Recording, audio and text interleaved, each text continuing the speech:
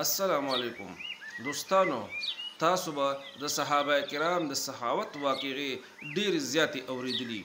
خو نن در سره د حضرت فاطمه الزهرا رضی الله تعالی عنها د سخاوت یو داسې واقعه شیر کوم دوستانو چې د اوریدو نه پس به ضرور تاسو په چغو چغو جاړئ.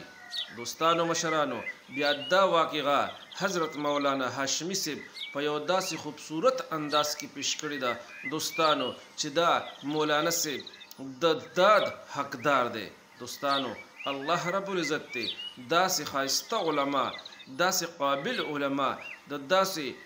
خسته علماو سورې زمونږ په سر باندې همیشه قایم او دایم لري چې مونږ ته داسې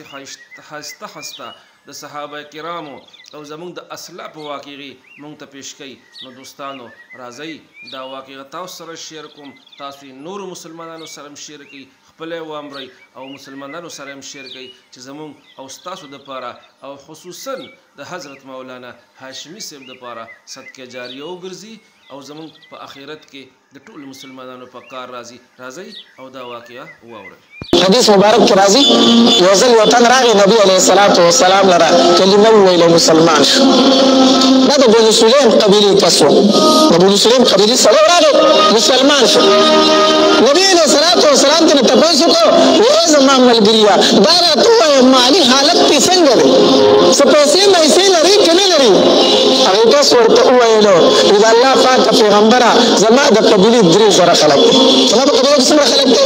زما په قبیله کې 3,000 خلک دي او په هغې 3,000 خلکو کې د ټولو نه خوار او غریب ځای یم، په ټوله قبیله کې کمزور او غریب ځای یم. نبي علیه الصلاة والسلام ورته وفرمیل ښه. صحابه کرام یې ناست وو خواته. نبي علیه الصلاة والسلام وفرمیله هلکه خپل ملګري سره امداد وکړئ، خپل ملګري سره څه وکړئ؟ امداد وکړئ، تعاون سره وکړئ. سعد بن عباده رضی الله تعالی عنه ناست وو، د هغې ورسره به ښکلې اوښه وه. وایي د الله پاکه پیغمبره زما د اوښه ډډه شوله، زما د اوښه ډډه شوله. علي رضی الله تعالی عنه ناست دی، ځان ته وکتل څه شی نشته دی، څه شی ورسره شته دی نه. خپل سر ته یې ناست کړو، نوې پګړۍ وه، هغه یې راواخېسته، هغې صحابي ته په سر کېښوده، یوه مې پرون ځان راغېستې زما د طرفه دا ستا شو، نور راسره څه شی نشته دی، زما دا پګړۍ ستا شوه. نبي علیه الصلاة والسلام سلمان فارسي رضی الله تعالی عنه وفرمایل سلمانه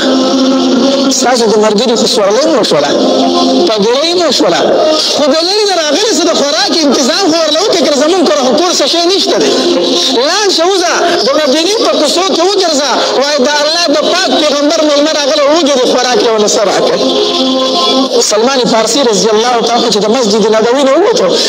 د مدینې منورې په کوڅو کې روان دی، اواز کوي ای خلکو زما د محبوب صلی الله علیه وسلم مېلمه راغلی وګورئ، هغه له د ډوډۍ انتظام وکړئ. د مدینې په کوڅو کې دا اواز کوي چې څنګه ته په کوڅه کې کنه نو دا اواز د فاطمه رضی الله تعالی عنها کور ته ورغی. هغې په کور کې دا اواز واورېدو چې بار د کوڅې نه اواز راغی چې د دواړو جهانو د سردار مېلمه دی وږي د هغه د ډوډۍ انتظام پکار دی. فاطمه رضی الله تعالی د دننه اواز وکړو ویې ودرېږه زما د دروازې نه لار نه شي، زما په دروازه کې ودرېږه. سلمان فارسي رضی الله تعالی په کوڅه کې ودرېدو، د دننه نه ورته اواز وشو وایي څوک یې؟ وایي زه غلام سلمان فارسي یم، زه سلمان فارسي غلام یم. وایي زما د بابا مېلمه دی، وایي ډوډۍ نه ده خوړلې، وایي زما د دروازې نه ګوره خوا لاړ نه شي، خوا لاړ نه شي. سلمان فارسي رضی الله تعالی وفرمیل وایي تاسو کره ولې څه شته د خوراک؟ سلمان فارسي حیران شو چې د علي په کور کې د خوراک څیز موجود دی، ستاسو کره د خوراک کور څه شته دی؟ فاطمه رضی الله تعالی وفرمیل وایي 2 ورځې وشوې چې موږ څه شی نه دی خوړلی، یا کجوره خوړلې یا نه خوړلې. نو یې مېلمه نه څه وسم؟ وایي الله به خیر کړي، ته دلته ودرېږه، ته مه ځه له دې ځای نه. د فاطمه رضی الله تعالی په سر باندې یو ښکلی څادر پروت و، د خپل سر نه هغه څادر راټول کړو او سر یې په بل یو ټوکري باندې پټ کړو او هغې سلمان فارسي ته په ور کې راویستو. دا څادر واله او زمونږ د دې کور نه یو 2-3 کوره اخوا لاړ شه، دلته یو یهودي دی شمعون تېنه نوم دی، شمعون یهودي تېنه نوم دی، هغه د خلکو نه نغدې پیسې مالي او څیزونه هم ګاڼه کوي. نو زما دا څادر په هغه باندې خرڅ کړه او یا یې ورسره ګاڼه کېده او هغه ته ووایه ما ته د خوراک څیز راکړه په دې باندې. سلمان فارسي رضی الله تعالی عنه د سترګو نه اوښکې روانې شوې، څادر ته یې لاس وکړو. فاطمه زه ستا څادر نشم خرڅولی، زه ستا څادر نشم خرڅولی. فاطمه رضی الله تعالی عنه وفرمیل سلمان دا زما حکم دی، دا به مني، دا زما حکم دی سلمان فارسی رضی الله تعالی عنہ په ډکو سترګو باندې د هغې څادر راواغېستو او شمعون یهودي له وړو نو چې شمعون یهودي له وړو هغه ته یې څادر کېښودو دا واله او موږ یې په دې باندې د خوراک څه شیزونه راکړه موږ یې د خوراک څښاک څه شیز راکړه کجورې راکړه وړه راکړه نو شمعون یهودي چې څادر اوچت کړو او داسې پوزې ته یې نږدې کړو وایي څومره ښایسته خوشبویي ترې رانه راځي دا څادر دی د چا دا خو چېرته د ډېرې غټې کورنۍ نه دا څادر راغی دا څادر د چا دی سلمانه دا خو راته ووایه که را سلمان فارسي چې سترګې اوچتې کړې د سترګو نه یې اوښکې روانې شوې شمعون یهودي ته وایي دا د دواړو جهانو د سردار د لور د سر څادر دی دا د فاطمه د سر څادر دی وایي ولې خرڅوي خرڅوي ولې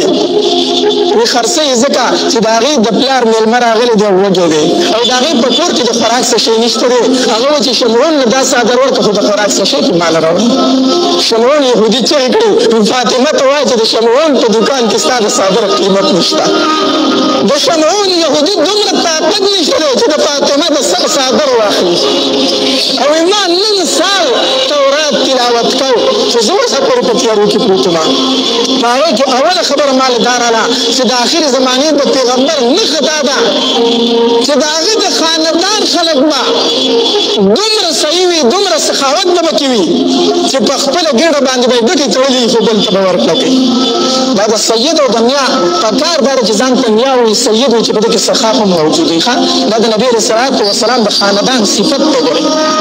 وایي ما په تورات کې دا ولوستلو چې د نبي علیه صلات وسلام د خاندان خلک به په خپله ګېډه پورې ګټې تړلي خو غریب ته به ورکړه کوي زه د اوسه پورې په تیارو کې وم فاطمه ته وایي څادر دې واخله او دا خوراک دا کجورې والا دا وړه والا د هغې ته راووسه او دا ورله ورکړه خو فاطمه ما ته پته ده چې دا هسې نه قبلې دا هسې نه قبلې خو فاطمه ته به ووایي چې ستا د سر د څادر دا برکت دی چې شمعون وایي زه ځم ستا په دانا باندې ایمان راوړمه زه به کلمه هم وامه دا ځکه زما نه قبول کړه زه ځمه کلمه وامه زه ایمان راوړمه ځکه ورته ووایه چې دا ګورې زما نه قبول کړه خامخا رسول الله تعالی حسب ورکړی د علي رضی الله عنه